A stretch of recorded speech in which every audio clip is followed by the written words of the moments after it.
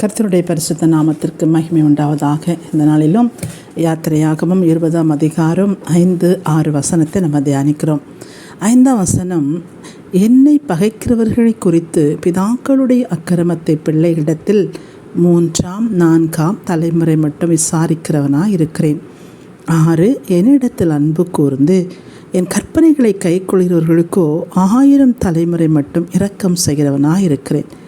2 காரியத்தை குறித்து வேதம் சொல்கிறது. என்னை பகைக்கிறவர்கள், என்னை அன்பு செலுத்துகிறவர்கள். பாருங்கள், எந்த லிஸ்ட்டில் நம்ம இருக்கோம் அப்படின்னு நம்ம யோசிக்கும் போது, அவரை பகைக்கிற லிஸ்ட்டில் இருக்கிறோமா, அவரை அன்பு செலுத்துகிற லிஸ்ட்டில் இருக்கிறோமா?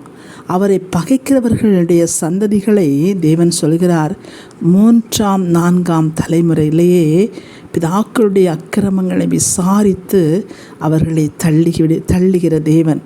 அவரை அன்பு செலுத்துகிறவர்களுக்கோ 1000 தலைமுறை மட்டும் இரக்கம் செய்கிற தேவன் என்று சொல்லி வேதம் சொல்கிறது. நாம் எந்த நிலைமையில் இருக்கிறோம்? நம்முடைய 3ஆம் 4ஆம் தலைமுறையிலே அழிந்து போகிற சந்ததிகள், அழிந்து போகிற வாழ்க்கை வாழ்ந்து கொண்டிருக்கிறோமா? இல்லை, அல்லது 1000 தலைமுறை மட்டும் வளர்ந்து பெருகிற, ஆசீர்வாதம் பெறுகிற, இரக்கம் பெறுகிற சந்ததிகளை நாம் பெறக்கூடிய அளவுக்கு நம்மளுடைய வாழ்க்கை இருக்கிறதா என்பதை நாம் கவனிக்க வேண்டும். பாருங்கள், வசனம் ரொம்ப அழகாக சொல்கிறது. என்னை பகைக்கிறவர்கள், இந்த உலகத்தில் தேவனை பகைக்கிறவர்கள் இருக்கிறாங்க. பாருங்கள், தேவனை போல நாம் ஆராதிக்கிற தேவனை போல உலகத்தில் யார் உண்டு? தெய்வங்களில் யார் உண்டு? நம்ம ஆராதிக்கிற தேவன் எத்தனை நல்லவர்! அவர் தன்னுடைய சுவாசத்தை நம்மேலே ஊதி நமக்கு ஜீவன் தந்திருக்கிறார். ஒரு நாளில் 1 மணி நேரம் ஆக்சிஜன் நமக்கு 1 மணி நேரம் நமக்கு இது இல்லைன்னா, சுவாசம் இல்லைன்னா எவ்வளோ ரூபா நம்ம ஃபீஸ் கட்ட வேண்டியது இருக்குது. பாருங்கள், இந்த கொரோனா நாட்களில் பார்த்திங்கன்னா எவ்வளவோ பணங்களை கட்டி, அந்த மூச்சு விடுவதற்கு எவ்வளோ பணங்களை கட்டி அவங்க மூச்சு அந்த காரியங்களை செஞ்சாங்க, பார்த்திங்களா? ஆனால் நம்மளுக்கு பாருங்கள், இலவசமாய் அந்த சுவாசம், இலவசமாய் நாம் வாழும்படியாய் தேவன் அவருடைய சுவாசத்தை நமக்கு கொடுத்திருக்கிறார். அவருடைய ஜீவ சுவாசத்தை அவருக்கு நமக்கு கொடுத்திருக்கிறார். அவர் நாசியிலே ஊதினான், ஆதலால் அவன் ஜீவாத்மானான். அந்த ஆத்மா பிழைக்கும்படியாக, அந்த உலகத்தில் நம்ம வாழும்படியாக, இந்த மண்ணான மனிதனுக்கு ஜீவனை கொடுத்திருப்பதே நம் தேவன் தான். அந்த தேவன் நாம் வாழும்படியாக, நம்முடைய ஜீவனை நமக்கு ஜீவனோடு வாழும்படியாக நம்ம உயிர் கொடுத்த தேவன் நம்மளை நஷ்டப்படுத்துவாரா? பாருங்கள், தேவனை பகைக்கிறாங்க. அவர் யார் பகைக்கிறா தேவனை? வேதம் சொல்கிறது, மோசேயிடத்தில் அவர் சொல்கிறார், ஜனங்களை பார்த்து அவர் சொல்கிறார், பாருங்கள், நான் வானத்தில் இருந்து பேசினதை நீங்கள் கண்டீர்கள் என்று சொல்கிறார். நான் வானத்திலிருந்து உங்களோடு பேசினேன் என்று நீங்கள் கண்டீர்கள். நீங்கள் எனக்கு ஒப்பாக வெள்ளினாலும் தெய்வங்களையும் பொன்னினாலும் தெய்வங்களையும் உண்டாக்க வேண்டாம் என்று சொல்கிறார். பாருங்கள், தேவன் பேசுகிற தேவன். உலக மக்கள் பார்க்குறாங்க, இஸ்ரவேல் ஜனங்கள் பார்க்குறாங்க. அவர் வானத்திலிருந்து பேசுகிறார் மோசேயிடத்தில். அங்கே அக்கினி ஸ்தம்பம், அங்கே எக்கால சப்தமும், மலை புகைக்கிறதும், இடி முழக்கங்களும் மின்னல்களும் வருகிறது. மோசேயிடத்தில் ஆண்டவர் பேசுகிறாரு. இதெல்லாம் அவர் பார்க்குறாங்க. அப்போ அவர் சொல்கிறார், நான் வானத்திலிருந்து பேசுகிறேன், நீங்கள் அதை கண்டீங்க, ஆதலால் ஒரு விக்கிரகத்தையோ ஒரு கல்லையோ மண்ணையோ நீங்கள் தெய்வமாய் வணங்காதிருங்கள் என்று சொல்லி அவர் சொல்கிறார். பாருங்கள், அப்போ நம்ம பேசுகிற தெய்வத்தை விட்டு பேசாத ஒரு கல்லை மண்ணை எடுத்து விக்கிரகம் செய்து அதை சுமந்து கொண்டு திரிகிற ஜனங்களாய் நாம் வாழ்கிறோம். அவர்களை பார்த்துதான் தேவன் சொல்கிறார், அவர்கள் என்னை பகைக்கிறார்கள். தேவனை பகைக்கிறவர்கள் யார்? பேசாத ஒரு கல்லையும் மண்ணையும் தெய்வம் என்று வழிபடுகிறார்களே, அவர்கள் தேவனை பகைக்கிறவர்கள். அது மாத்திரமல்ல, மதிகேடர்கள். தேவன் இல்லை என்று துணிகரமாய் சொல்லிக்கொண்டு அவர்களுக்கென்று ஒரு திரள் கூட்டத்தை ஏற்படுத்தி கொண்டு அவங்களும் வாழ மாட்டாங்க, மற்றவங்களையும் வாழ விட மாட்டாங்கன்னு சொல்லி ஒரு திரள் கூட்டத்தை பிடித்து வைத்து கொண்டு தேவன் இல்லை என்று சொல்கிறார்கள். தேவனை பகைக்கிறார்கள். அந்த மதிகேடன் என்பதற்கு அர்த்தம் என்ன? புத்தி இல்லாதவன் என்று அர்த்தம். அந்த புத்தி இல்லாதவன் சொல்லுகிற பேச்சை கேட்டு ஒரு திரள் கூட்டம் அவரை பகைக்கிறது. பாருங்கள், அப்படிப்பட்ட ஜனங்கள் இந்த உலகத்தில் இருக்கிறாங்க. தேவனை பகைக்கிற ஜனங்கள், அவர் தேவன் என்று அறிந்தும் அவரை அறியாதிருக்கிற ஜனங்கள். அவர் சொல்கிற ஆடுதன் எஜமானனையும் கழுதையின் முன்னிடையும் அறியும்.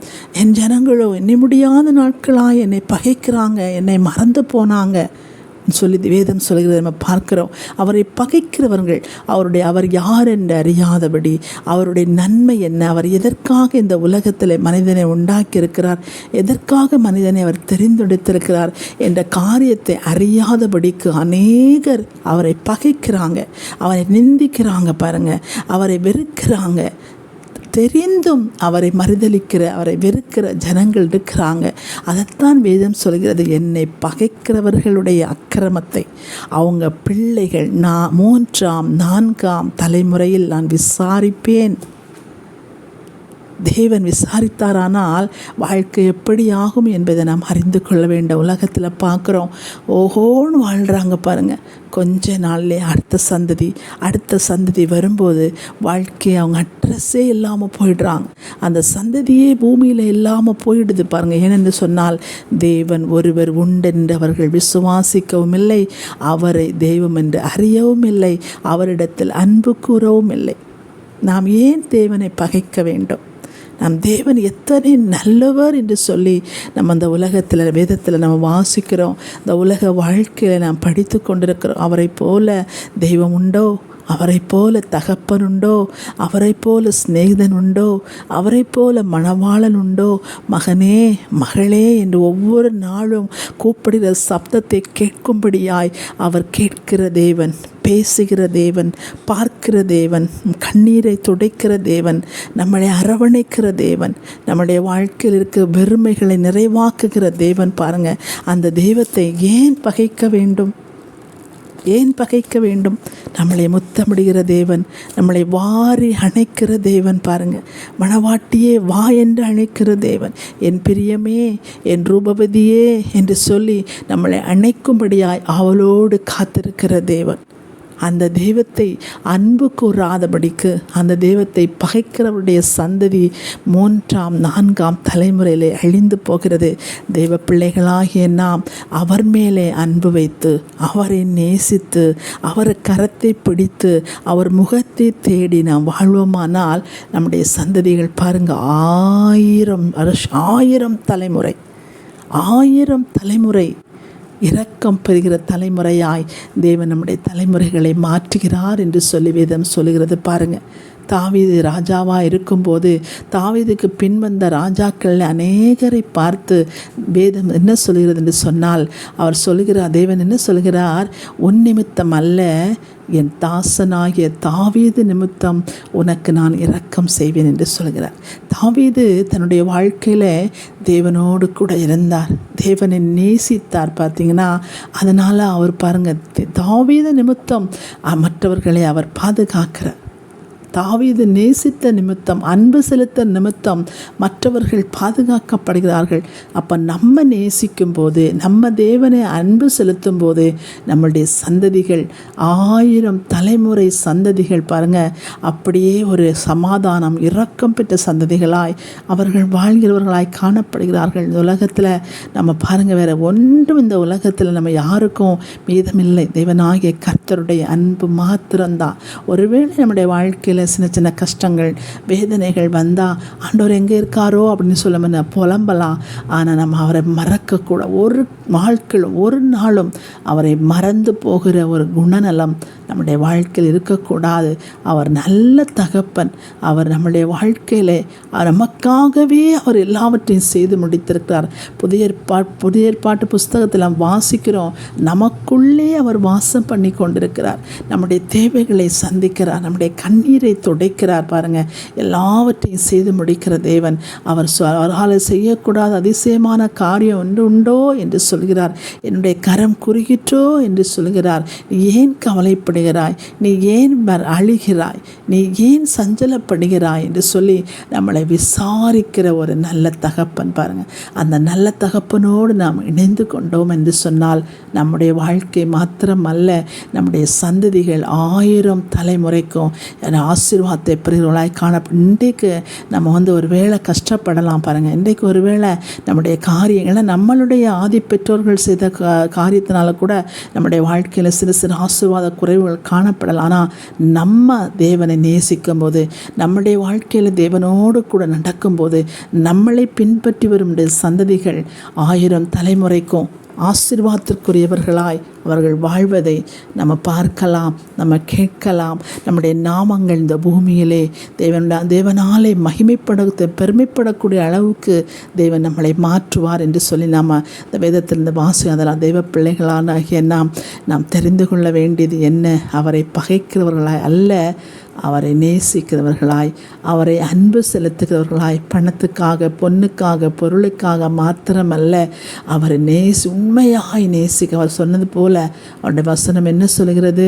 என்னை அவர் தன் தகப்பனையோ தன் தாயையோ தன் எல்லாவற்றை காட்டிலும் என்னை அதிகமாக நேசிக்கிறவனே எனக்கு உரியவன் என்று சொல்கிறது. உலகத்தில் நம்ம எல்லாரையும் நேசிக்கணும் பாருங்கள். ஆனால் எல்லாவற்றை காட்டில் அதிகமாய் நம்முடைய கர்த்தராகிய இயேசு கிறிஸ்துவை நாம் நேசித்து அன்பு செலுத்த வேண்டும் சொன்னால் அவர் நமக்குள்ளே வாழ்கிறார். நம்மளை கைவிடாத ஒரு நல்ல நேசர். பாருங்கள், அவர் முகத்தை நோக்கி பார்த்து, ஆண்டவரே, இந்த காரியம் என்னுடைய வாழ்க்கையில் இப்படி இருக்குது, நீங்கள் செய்வீங்க என்று நாங்கள் விசுவாசித்திருக்கிறேன், நான் நம்பி இருக்கிறேன், நீங்கள் எங்களுக்காக எல்லாவற்றையும் செஞ்சு முடிச்சிட்டிங்கப்பா, இதையும் நீங்கள் செஞ்சு முடித்திருக்கீங்க, இதை நான் அனுபவிக்க, இதை நான் பெற்றுக்கொள்ள என்னுடைய வாழ்க்கையில் தகப்பன் எனக்கு கிருபை செய்யும் என்று சொல்லி அவரிடத்தில் கேட்கும்போது நம்முடைய அன்பு அவரை ஒருபோதும் சும்மா இருக்க விடாது. பாருங்கள், நம்ம அப்பா என்று கூப்பிடும்போது அவரால் இருக்கவே முடியாது.